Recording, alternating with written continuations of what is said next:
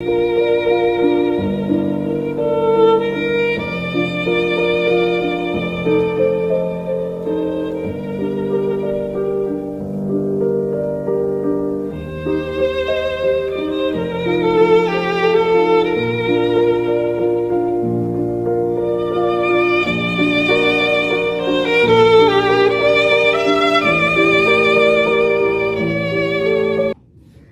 noite a todos. Boa noite.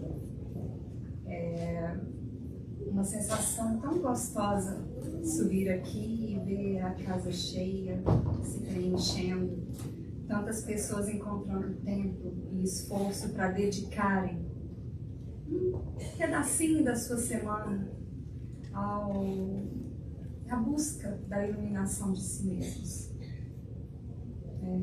São tantas as ofertas que existem por aí, tantos os programas que nós poderíamos estar fazendo em vez de estarmos aqui, mas nós escolhemos estar aqui.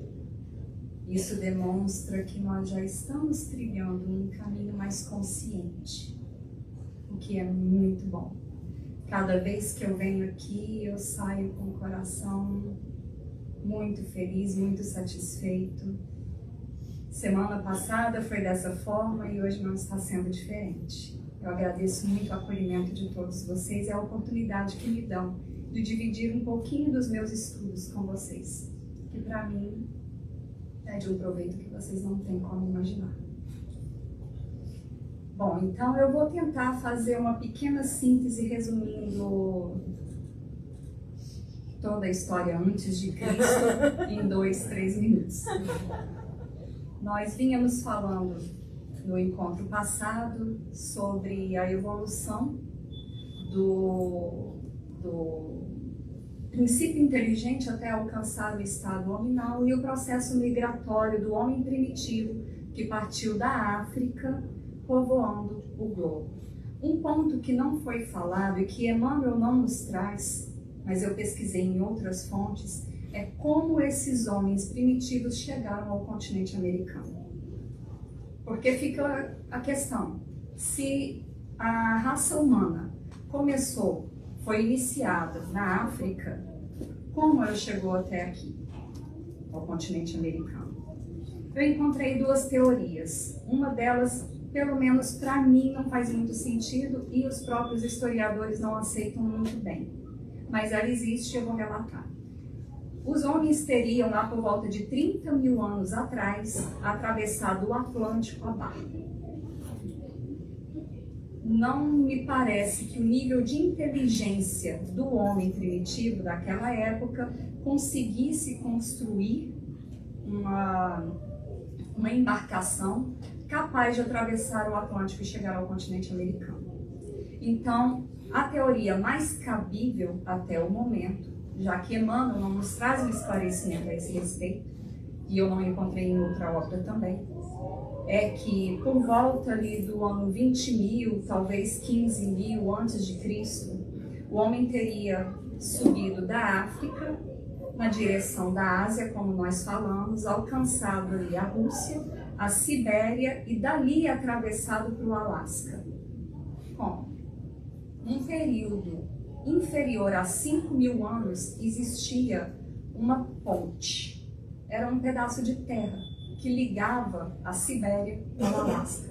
Foi um período muito curto da história que existiu essa ponte, ali no Mar de Bering. Tá? Se vocês quiserem pesquisar, existem esses dados. Em fontes acreditáveis, por favor. E muito provavelmente foi mais ou menos nessa época, posterior a 20 mil, por volta ali de 15 mil antes de Cristo, que o homem teria migrado do continente asiático para o continente americano, passando pelo Alasca e dali descendo até o continente, até a América do Sul, certo? Nós vimos que, embora o planeta Terra tenha recebido exilados, vamos colocar migrados, tá? Migrados em várias épocas, porque eles teriam vindo em ondas, não vieram todos de uma vez e nem vieram todos de capela. Emmanuel enfoca esse relato que ele nos traz em A Caminho da Luz, dos exilados de Capela. Então, nós nos referimos principalmente a eles.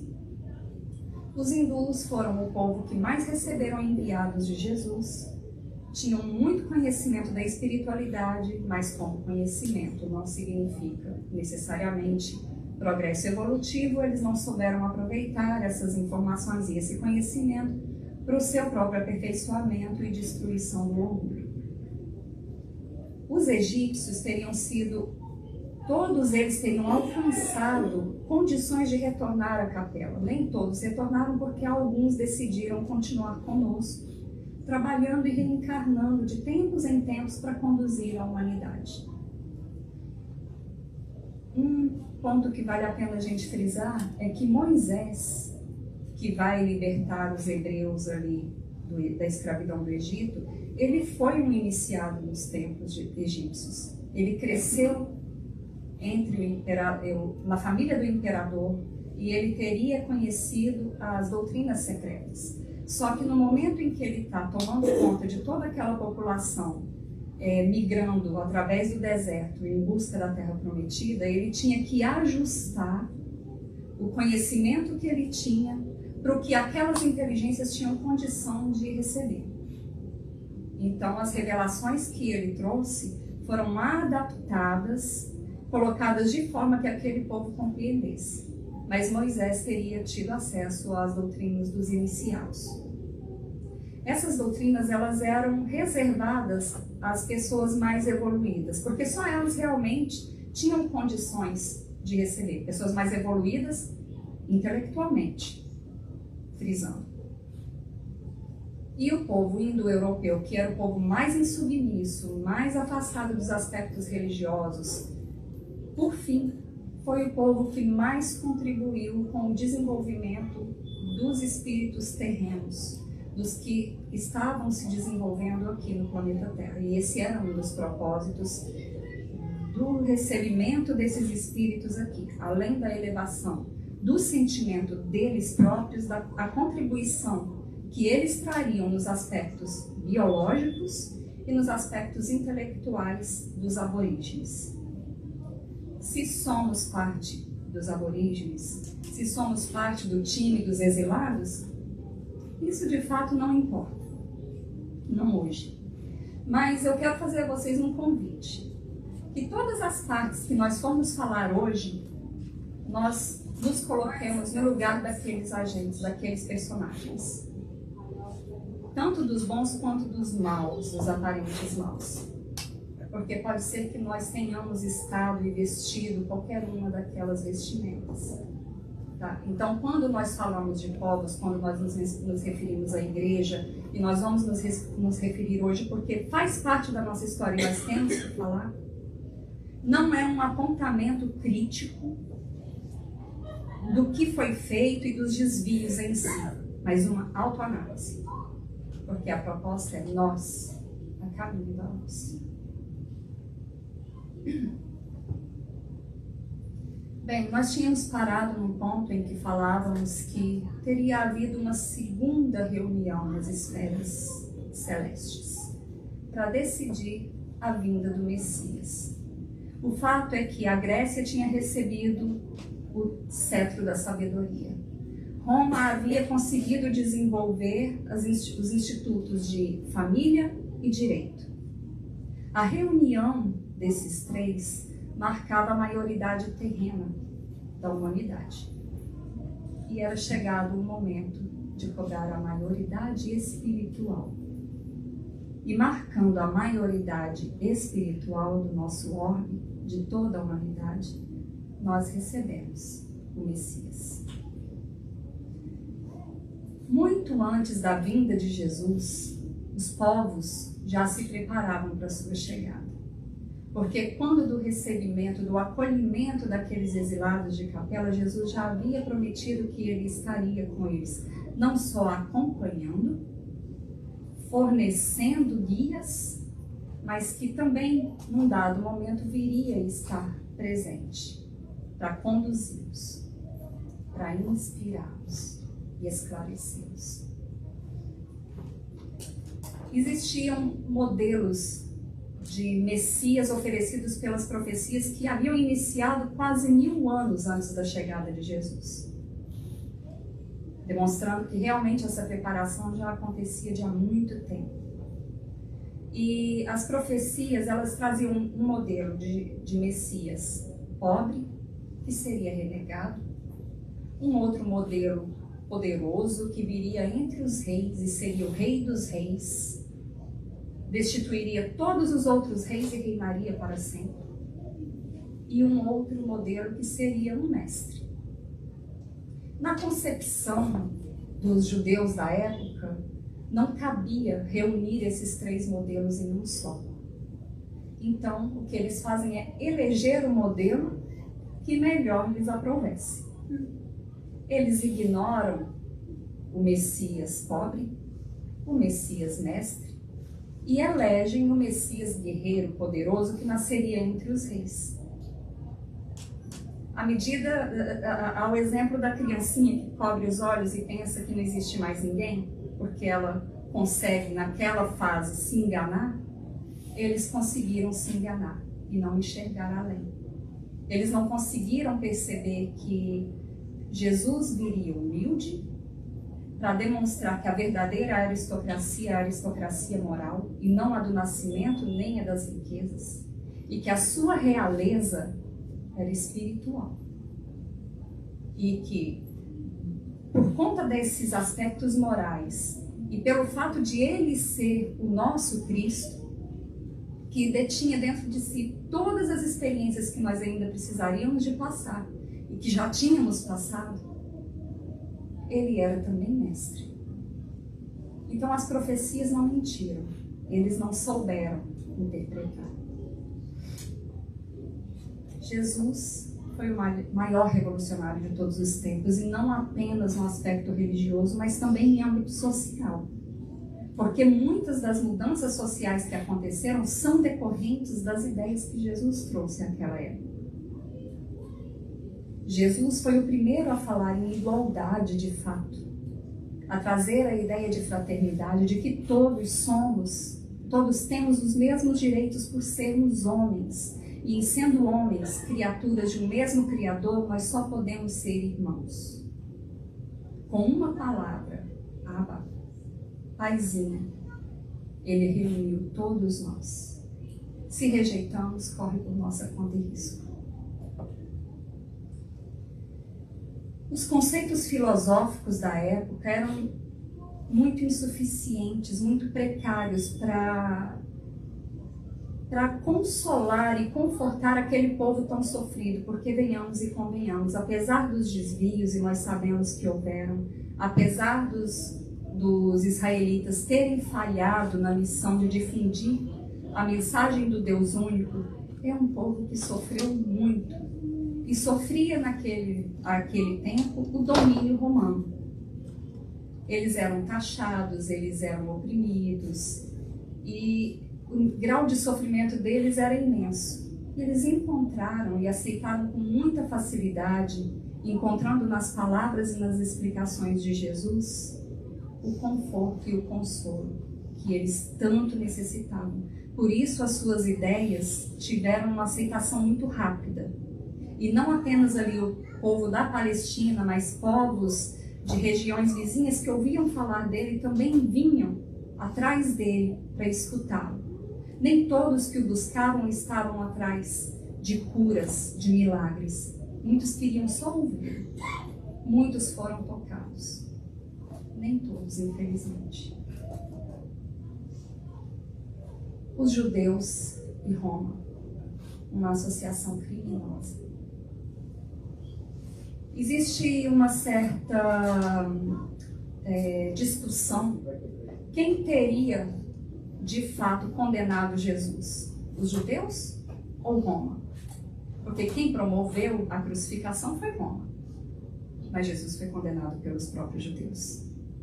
Porque foi o próprio Sinédrio que o levou até Pôncio Pilatos.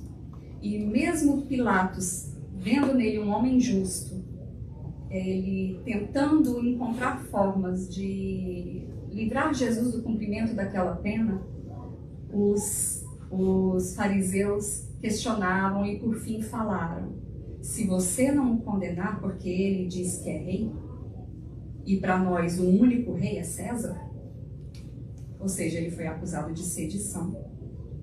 Se você não o condenar, nós vamos contar a César que você está fazendo vista grossa aos revolucionários. Pilatos, antes ele do que eu, né? Como nós muitas vezes fazemos, antes ele do que eu. E assim, Pilatos lava as mãos. Os primeiros cristãos são aqueles que ouviram de Jesus e que seguiram esses que ouviram diretamente de Jesus. Os primeiros cristãos nós chamamos aqueles que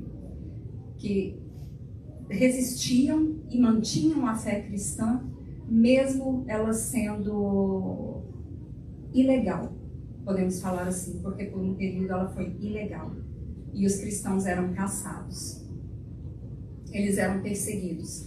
E como em Roma a única associação que era permitida eram as associações funerárias, eles começavam a se encontrar nas catacumbas.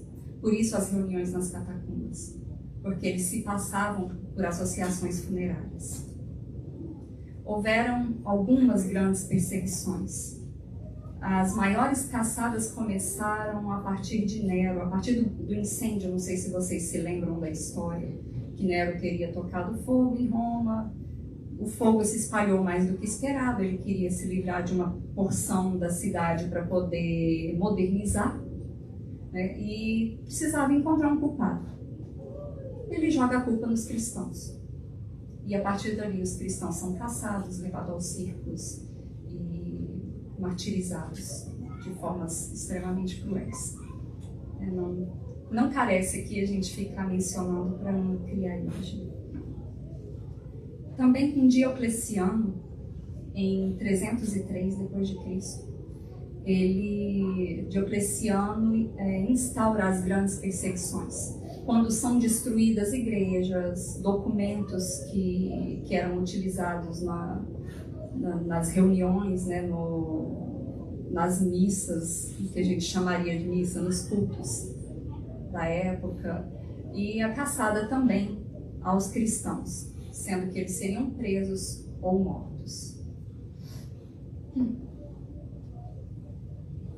A essa época, Roma já se tornara um foco infeccioso que caberia extirpar ou anular. No mínimo, neutralizar, é o que Emmanuel nos traz.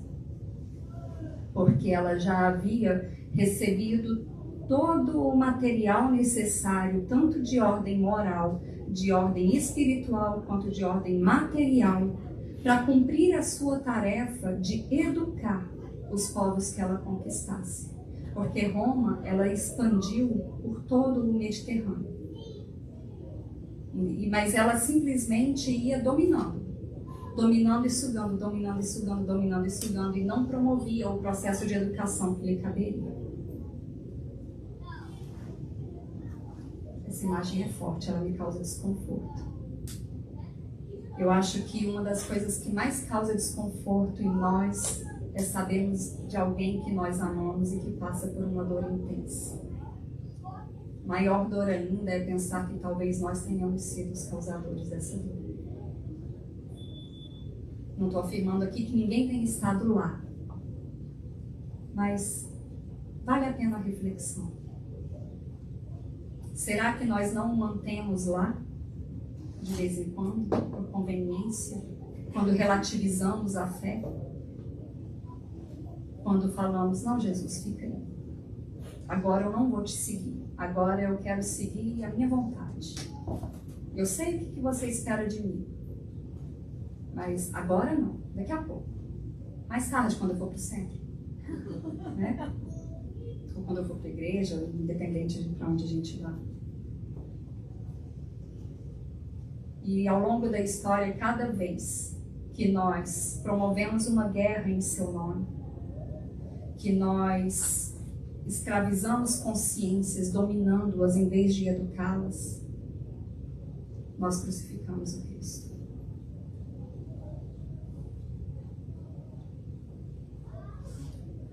Em 313 é editado o Edito de Milão, de Constantino e Licínio. Esse edito, a gente fala só em Constantino, porque Constantino teria tido um sonho. Ele passava por uma disputa pelo trono e estava prestes a perder essa batalha, e ele tem um sonho. E nesse sonho ele vê o símbolo do cristianismo e uma mensagem: sob este símbolo vencerás. No dia seguinte ele manda trocar os símbolos das águias pelo símbolo do cristianismo e vai para a batalha e de fato vence a batalha. A partir daí ele assume um profundo respeito pelo cristianismo e decide que o cristianismo, a partir daquela hora, deveria ser legalizado. Então, a partir desse momento, a partir de 313, os cristãos tinham o direito de cultuar.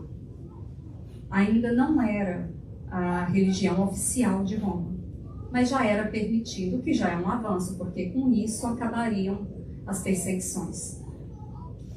Com o Edito de Tessalônica, por Teodósio I, em 380, aí sim, o cristianismo passa a ser a religião oficial do Império Romano. Só que já havia uma estrutura eclesiástica e Roma ainda era politeísta, apesar de ter recepcionado o cristianismo. Ela só recepcionou meio que por fora, assim, para fazer vista grossa. Permitiu, mas não assimilou. Então, o que acontece é um ajuste do cristianismo às doutrinas politeístas. E aí que surgem os santos, as figuras dos santos, para ocupar o lugar daqueles deuses que já constavam das igrejas. E nesse momento, nós vemos um acontecimento que é preocupante, não só em nível terreno, como também no nível espiritual foi, que o governo e a igreja, elas se mesclaram no movimento de toma lá da cá, eu te sirvo aqui, você me serve ali, num estado, elas estavam quase que num estado simbiótico, onde uma se servia da outra, se alimentava da outra e supria a outra. Assim, o imperador nomeava os cargos eclesiásticos sem nenhuma preocupação com a qualidade moral daquele que iria compor o cargo eclesiástico. Os bispos também serviam ao rei e permitiam entrar quem ele nomeasse e confirmava o status de divino daquele imperador. Então era de fato um toma lá da cá, né? Eu cedo aqui, eu faço aqui para você, você faz aí para mim.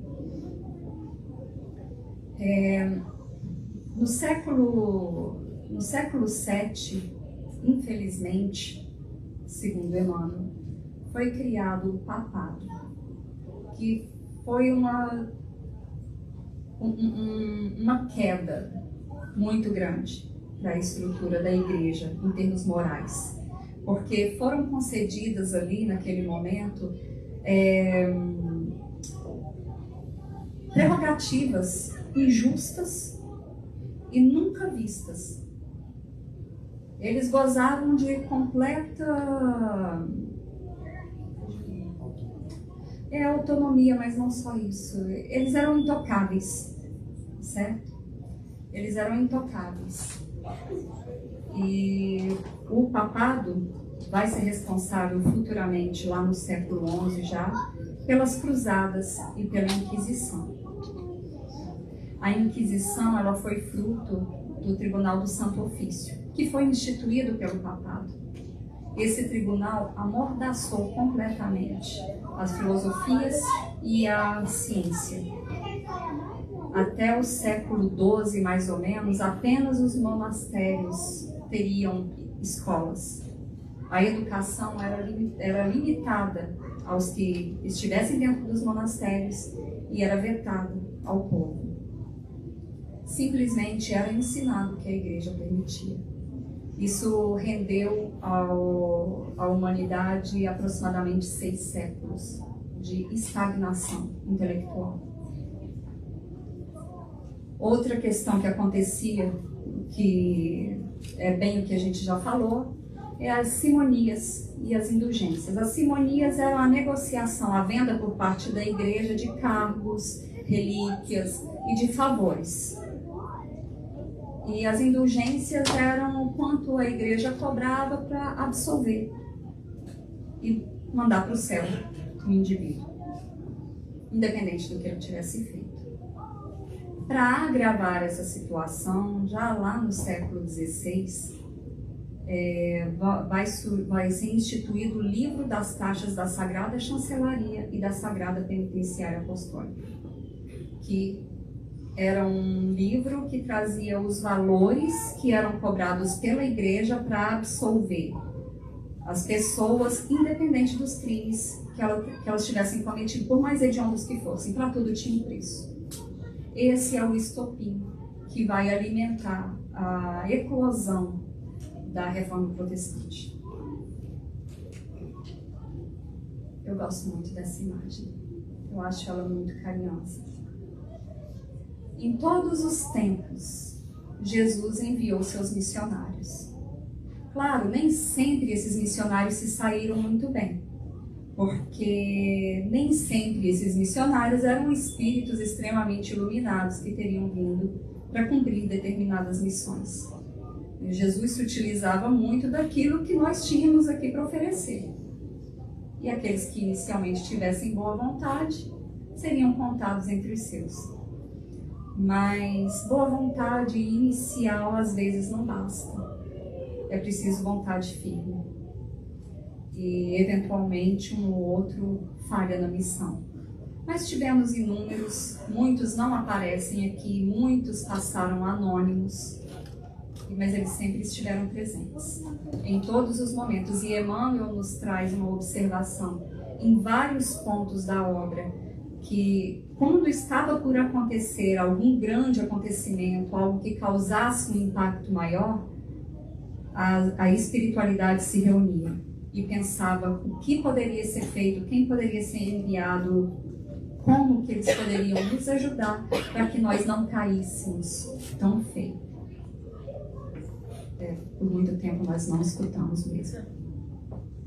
Então, no século I, Paulo vem reavivar a doutrina do Cristo, que já estava sendo mesclada com o judaísmo, porque os apóstolos eles eram muito cheios de boa vontade, mas eles não eram tão evoluídos assim, eles não tinham não é evoluído, eles não tinham a força moral, aquela força, aquela autoridade que Paulo tinha, eles não tinham. E Paulo vem ser esse elemento para compor aquele colégio e afastar todo esse sentimento de autoridade excessiva, de mistura com os rituais judaicos, para manter o máximo possível a pureza da doutrina do Cristo. João Evangelista, ainda no primeiro século, já mais para o fim da vida, quando ele é chamado por Jesus, um processo de êxtase, e Jesus lhe faz as revelações que João relata no Apocalipse. Jesus fala para ele, presta atenção, anota e conta para todo mundo, porque isso aqui é a advertência. Vale a gente observar que as profecias, elas não são uma sentença, elas são antes um alerta, porque os planejamentos, eles são montados com base em probabilidades. É como se Jesus fosse um grande matemático, e entendendo muito de probabilidade, ele soubesse exatamente quais são as nossas tendências e qual é a tendência da história seguir aquele rumo. Mas nunca é aquilo exatamente, porque nós temos ainda o livre-arbítrio. E o único que conhece definitivamente do futuro é Deus. Então nós desviávamos daqui, eles tentavam corrigir para ver se colocava a gente no caminho de volta. Nós desviávamos de novo, e eles tentavam novamente corrigir, tentando nos colocar no caminho de volta, e assim vai. Por isso são traçados vários destinos, várias possibilidades, porque nós temos o livre-arbítrio, ele é real. Muita gente questiona, mas se existe o planejamento, se existem as profecias, então não tem livre-arbítrio. Tem. E ele é sempre respeitado. Por isso que a gente cometeu tanto engano, tanto erro. Porque se nós tivéssemos seguido o planejamento do jeitinho que ele foi feito, nós já estaríamos muito lá na frente. No século VI, antes ainda da instituição do papado, os beneditinos, o convento de São Bento, que vem trazer ideias renovadoras, um refresco para aquela época que já era a Idade Média, uma época muito complicada, muito obscura, onde nem a arte floresceu. Os beneditinos, diferentes dos bispos, dos eclesiásticos das grandes igrejas, eles se vestiam e viviam com muita simplicidade e promoveram um grande processo educativo junto aos bárbaros. Bárbaros eram aqueles que não tinham conhecimento da cultura helênica. Ainda também, antes da instituição do papado, na tentativa de reunir as tribos árabes num só abraço, reavivando a doutrina do Cristo, Jesus envia Mohammed, esse mesmo que vai fundar o islamismo. Mohammed teria nascido humilde e simples e começou a receber por mediunidade poemas que ele declamava. Esses poemas, após a sua morte, vão ser reunidos e se transformar no Alcorão. O Alcorão não é da época de Mohammed, não foi ele quem compôs. E Mohammed se casa, e a esposa dele era muito rica, a família muito influente, muito provavelmente aí ele se desvirtua. Emmanuel não nos traz exatamente em que momento ele se desvirtuou, ele se permitiu desvirtuar. E apesar de ele ter recebido muitas advertências do mundo espiritual, ele ainda não retornou ao seu propósito inicial. Então a sua doutrina ela é muito mesclada de sombra e luz. Tem aspectos preciosos, mas tem muitos aspectos muito tenebrosos também. Século VIII, Carlos Magno, um grande imperador que reestruturou parte da Europa e é conhecido como o pai da Europa. Emmanuel nos conta que na sua coroação, na igreja, na Basílica de São Bento, as entidades espirituais, elas estavam todas ali presentes. E a vibração, a esfera era de uma energia tão especial, tão elevada, que até o Papa se comoveu, ele não conseguiu se conter, porque até ele percebeu aquela vibração.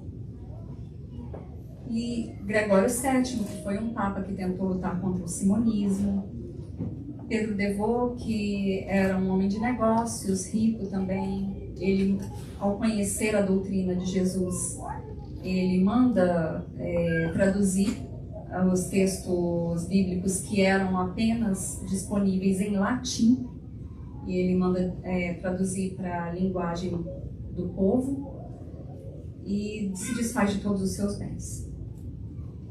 Dá aos pobres e vai seguir Jesus. Francisco de Assis, que é essa figura incomparável, que vem nos trazer a importância da simplicidade, e não só a simplicidade, mas do serviço, do servir o próximo, diferindo muito dos que se retiravam dos ambientes sociais para se enclausurarem nos mosteiros, fugindo das influências. Porque, de fato, no mundo tem muitas influências que podem te desviar, mas não é você se retirando dessas influências que você se fortalece, que você se desenvolve. Seria muito mais útil nós orarmos, jejuarmos em meio dos povos, influenciando e ajudando na educação desses povos, do que fazermos isso lá escondidos num quartinho. Não tem proveito.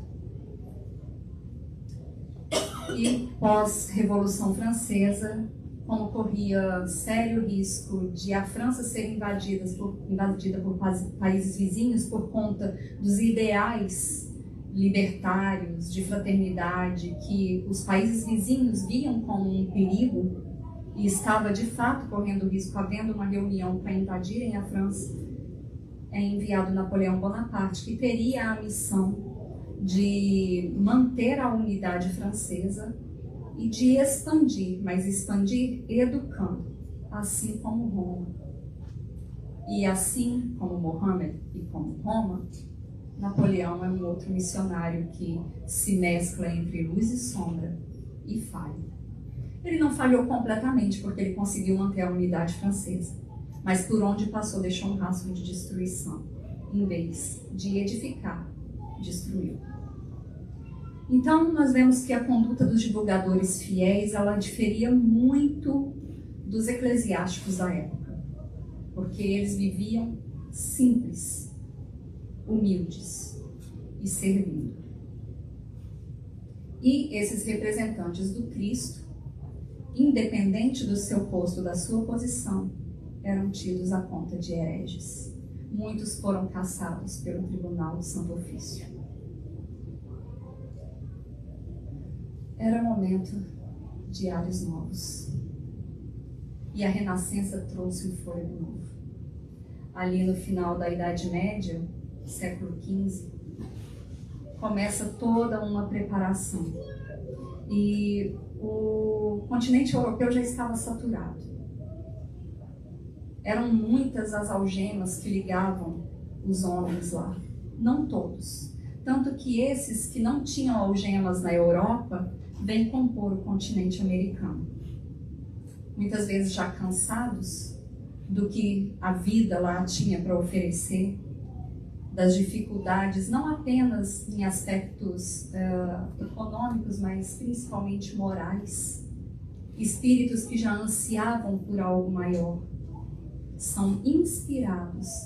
E ali Emmanuel nos conta que Joana d'Arc voltava das esferas superiores em espírito para inspirar esses irmãos, para que eles tivessem coragem de alcançar o continente americano.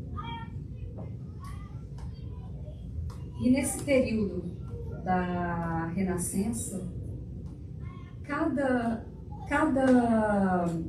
área mais desenvolvida teria uma missão. Sempre teve, mas nessa época haviam missões específicas destinadas aos países. A Inglaterra e a França caberia a missão democrática. Os mestres de Atenas reencarnaram na Itália. Os fenícios, que haviam sido destruídos por Roma lá em 146 a.C., nas Guerras Púnicas, quando Roma destrói Cartago, vão renascer em Portugal e Espanha. Eles eram grandes navegadores e vão levar esses conhecimentos da navegação para Portugal e Espanha. E é aí que começa a escola de navegadores que nós conhecemos, que vai chegar a portar nas nossas terras brasileiras. Henrique de Sagres, comandado por Henrique de Sagres. Mas isso foi assunto para outro livro. Estou tentando não entrar muito. Os colonizadores eram os proscritos, criminosos, indesejados, que eram mandados mesmo, expatriados, jogados fora, mas também pessoas que já compreendiam os princípios de sinceridade e de trabalho. Aqueles, como mencionamos, que não possuíam algemas na Europa, porque os que possuíam algemas teriam que renascer lá. Aonde nós possuímos as nossas algemas, nós temos que trabalhar por desfazê-las, né? Então, esses que não possuíam esses vínculos kármicos, vamos colocar assim, com a Europa, tiveram a oportunidade de vir para a América. Aqueles que já compreendiam também o conceito de solidariedade universal. Os espíritos sofredores, inspirados pela espiritualidade superior, os espíritos de boa vontade. Claro que os aspectos econômicos, as riquezas que continham aqui no continente americano também fizeram brilhar os olhos de muitos. Afinal de contas, não eram espíritos puros. Eram espíritos que já tinham o desejo de buscar algo maior, que já buscavam um desenvolvimento moral, um desenvolvimento de consciência, num padrão mais elevado do que os povos que habitavam a Europa. Não eram espíritos puros, vieram, fizeram muitas coisas lamentáveis, mas vieram com boa disposição e contribuíram muito, porque, pensa só também, não foi fácil. Chegar numa terra onde não existe nada e desbravar tudo do zero e edificar tudo que foi edificado é muita coisa e em muito pouco tempo. Os jesuítas cristãos, porque os jesuítas eram aqueles que cuidavam do Tribunal do Santo Ofício, eram os inquisidores, mas um grupo de jesuítas ali bem escolhido a dedo aporta no Brasil e vai cumprir a sua tarefa de educação dos povos indígenas. E faz com louvor. Nós temos aí o nome do nosso Manuel da Nóbrega e Padre Chico. Não foram os únicos, chegaram outros. Esses foram os que se destacaram e que os nomes brilham mais para nós. O continente americano recebe, assim, as sementes de luz, que não germinariam lá na Europa mais. Muito embora, séculos depois, fosse brotar lá o espiritismo, e teria que ser lá porque o desenvolvimento intelectual lá era muito superior ao daqui. Aqui era um continente iniciando, lá era um continente já maduro em termos intelectuais. E assim, Emmanuel nos traz que os Estados Unidos corresponderia ao cérebro da nova civilização, porque o cetro da civilização estaria sendo transportado para o continente americano. E continente americano, nós estamos falando da América do Norte, Central e do Sul. Então, mais especificamente na América do Norte por causa dos Estados Unidos e América do Sul por causa do Brasil. E o Brasil seria o coração, com as primícias dos poderes espirituais. Eu acredito que com relação a isso não tem nenhum questionamento. Porque o que o Brasil recebeu de material provindo das esferas espirituais, nenhum outro país recebeu. E eu escutei uma definição do que seria esse coração. E eu achei muito interessante, para mim fez muito sentido.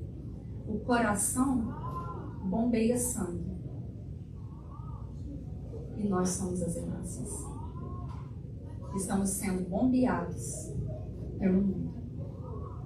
Nós carregamos tarefas, informações que nós devemos dividir e repassar. Nós somos também responsáveis por esse processo educativo que tantas civilizações já falharam. É uma tarefa que cabe a nós. Não é à toa que nós saímos do nosso país. As circunstâncias de cada um aqui variam, mas o que é esperado de todos nós é muito semelhante.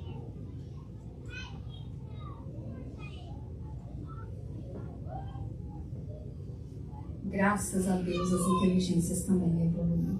E tem que ser assim. Em estado primitivo, nós desenvolvemos o instinto. O instinto apurado.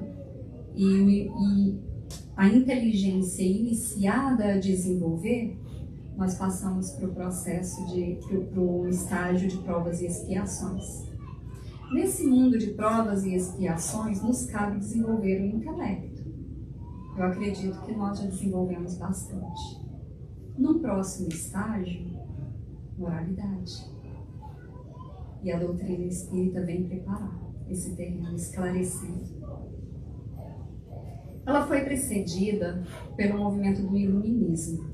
O iluminismo, ele teria começado ali por volta de 1715, embora muitos acreditem que tenha sido com a Revolução Científica em 1620. E ele é exatamente como o próprio nome diz, um movimento que busca iluminar contra as trevas. E naquele momento, o que era a treva? Era a igreja. Porque a igreja era a causadora da mordaça. Era a igreja que silenciava os filósofos e os cientistas, autorizando que fosse divulgado, que fosse estudado, que seguisse adiante apenas aquilo que estivesse em concordância com o que a igreja tivesse estipulado. Nada que fugisse daquilo, que desafiasse os dogmas impostos, era aceito. E quem ousasse contrariar a igreja era penalizado pela Inquisição. Então surge esse movimento de libertação, de trazer luz às inteligências, seguido pelos enciclopedistas, o movimento dos enciclopedistas, que foi a reunião de aproximadamente, aí dizem que mais de 150 pensadores, que vieram trazer as suas ideias, nem todas boas, mas deu-se voz a todo mundo e era um momento em que as ideias tinham que eclodir. O homem tinha que ganhar a liberdade, porque não dá para simplesmente você manter para sempre contendo ali como dentro de uma panela de pressão, prestes a estourar. Tanta informação, tanto desejo de conhecimento e simplesmente abafar isso para sempre. Chegaria um momento que iria explodir, e explodiu. Então, a doutrina espírita ela veio precedida desse movimento de libertação das inteligências. E era preciso que fosse assim, porque um dos grandes preceitos da doutrina espírita é a fé raciocinada. Aquela fé fanática que simplesmente aceita porque foi dito não nos serve. Nós já passamos desse estágio. Já serviu, mas não serve mais. Nós somos seres inteligentes em busca de explicações coerentes, condizentes com a ciência, sustentadas pela filosofia. Por isso a doutrina espírita traz esse caráter tríplice. Ela faz a reunião do aspecto religioso, da ciência e da filosofia. Cada uma tem o seu lugar, cada uma tem o seu papel. Todas são importantes. Nenhuma deve ser deixada de lado. Ela surge no momento em que as entidades espirituais, os protetores dos países mesmo, clamam a Jesus que ela seja enviada, porque a situação estava muito difícil naquela época. Era muita efervescência, a Revolução Francesa havia desvirtuado os princípios iniciais que movimentaram os revolucionários. Não era o que estava sendo observado naquele momento. Teve muito despotismo. Coisas terríveis foram praticadas após a queda do rei Luís XVI, que por sinal era um rei muito bom, mas que não teve vez. Ele mal subiu ao trono e já foi para a guilhotina, porque o povo já estava tão farto de tantos desmandos, de tanta exploração para a sustentação da nobreza enquanto o povo passava fome. Eles não queriam ouvir mais nada, nem alguém que falasse a verdade, alguém que fosse justo, alguém que fosse sincero. A doutrina espírita vem demonstrar qual é a verdadeira posição do Evangelho, que por tanto tempo, por tantas filosofias equivocadas, tinha sido completamente desvirtuado. Os movimentos religiosos tinham colocado as ideias do Cristo a seu serviço. Na verdade, nem colocado as ideias do Cristo, porque por muito tempo Cristo nem foi lembrado. Elas usavam o nome da religião, usavam o nome do Cristo e faziam o que bem entendiam para manutenção e expansão do poderio e domínio das consciências, claro, porque é aí que você inicia um processo de dominação. Assim, a doutrina espírita também expõe a todos as doutrinas secretas lá de antes de Jesus. Lembra as doutrinas que os hindus tiveram acesso, que os egípcios tiveram acesso, que alguns judeus conseguiram perceber na lei e se debruçaram na instituição do cabalismo, que é dentro do judaísmo, mas é uma visão mais espiritualizada, totalmente consentânea com os conceitos que a doutrina espírita esposa. Essas doutrinas que eram reservadas apenas aos iniciados, aqueles que tinham condição de alcançar esses conceitos, agora estavam expostas a todos, abertas a todos. Todos têm acesso. Chegamos a um nível de maturidade intelectual que já possibilitava a compreensão dessas ideias, de um modo geral, porque embora ela seja para todos, nem todos souberam aproveitar, nem todos tiveram condição, mas vão ter. Ela era para todos, mas não são todos que suportam, não são todos que conseguem aceitar que muito do que lhe acontece é responsabilidade dele mesmo, né? Que nós somos os causadores da nossa própria infelicidade, que nós somos responsáveis pelo bem que praticamos, mas também pelo bem que deixamos de fazer, porque o bem que nós deixamos de fazer vai necessariamente acarretar no mal. Então não é fácil, não é qualquer um que consegue aceitar essas ideias.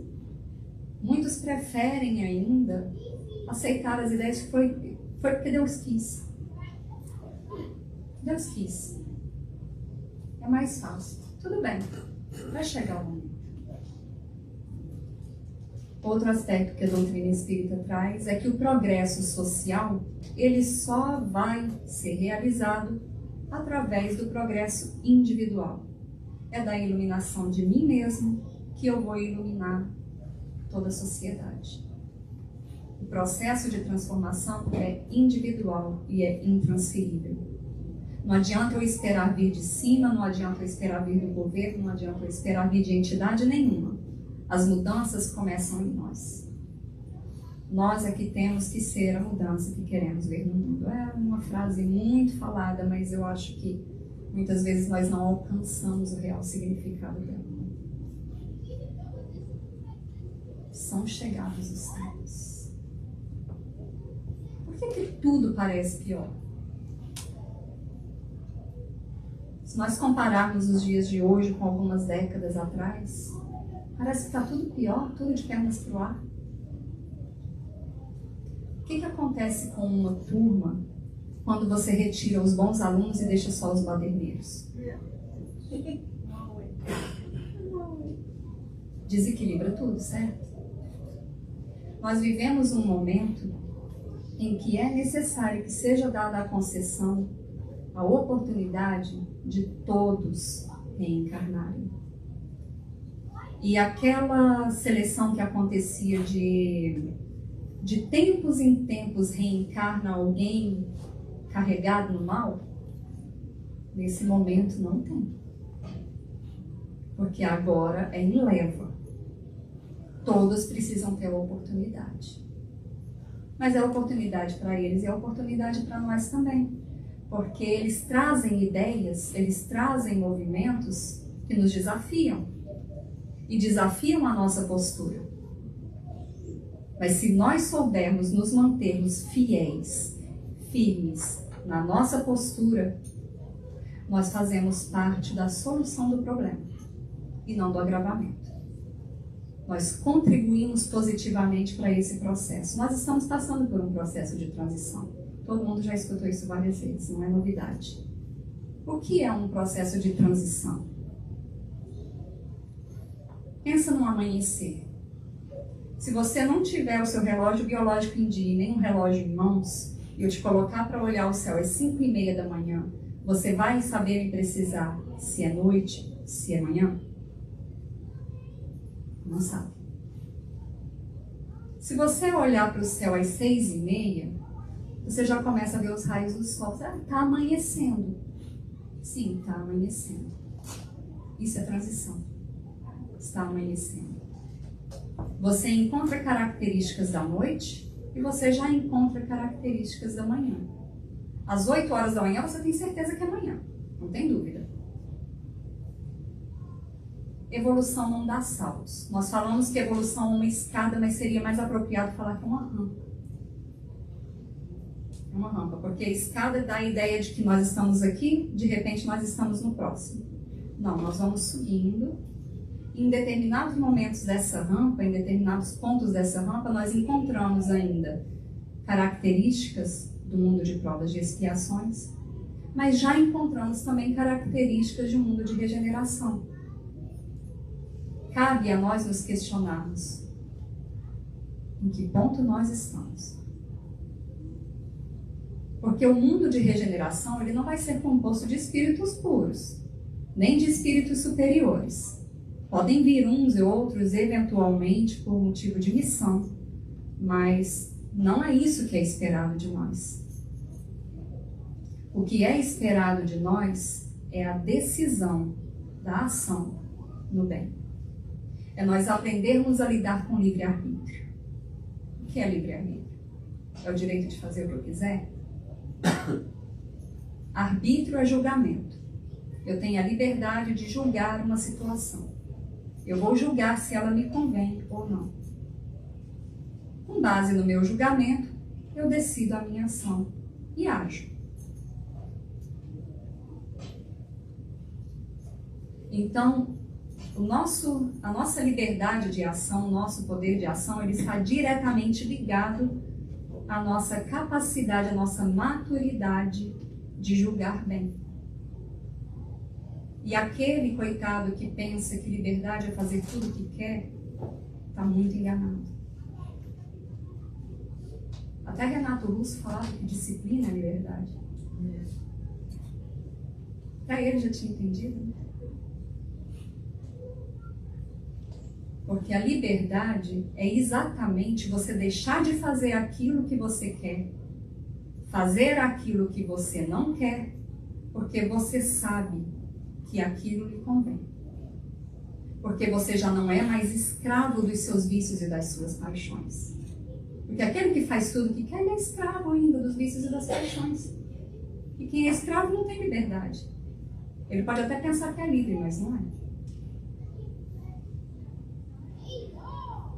Então, quando nós alcançarmos a maturidade de compreendermos e julgarmos adequadamente o que nos convém, qual é o nosso papel aqui, como nós devemos nos portar, aí sim, nós estaremos em grandes condições de avançar e tomarmos esse caminho do bem.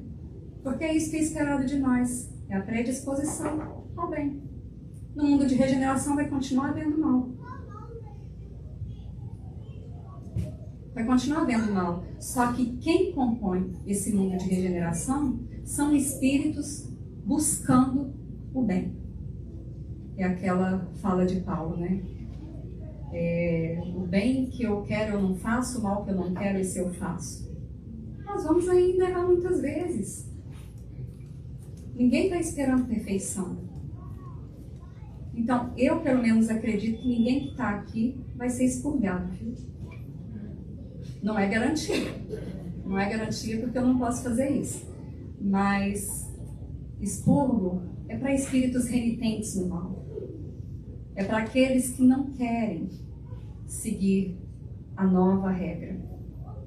Quer dizer, nova regra não, porque sempre foi essa. O bem e o amor sempre foi a regra. Nós é que sempre fomos muito indisciplinados.